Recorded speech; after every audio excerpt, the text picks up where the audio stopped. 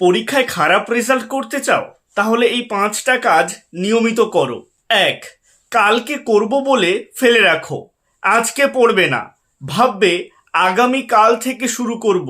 এই কাল আর কখনো ফিরে আসে না। 2. পড়ার সময় মোবাইল পাশে রাখো, প্রতি 5 মিনিটে নোটিফিকেশন চেক করো, মনোযোগ শেষ, পড়া শেষ। 3. শুধু পড়ে যাও, রিভিশন করো না। একবার পড়েই ভাবো সব মনে আছে, তাহলেই দেখবে পরীক্ষার হলে গিয়ে মাথা থেকে সব উধাও। 4. রাতে দেরি করে জেগে থাকো, ঘুম কমাও, শরীরকে ক্লান্ত রাখো। ক্লান্ত মস্তিষ্ক কিছুই ধরে রাখতে পারে না। 5. আমি পারবো না ভাবতে থাকো, নিজেকে আগে থেকেই হারিয়ে দাও। মাইন্ডসেট হারালে ফলাফলও হারাবে।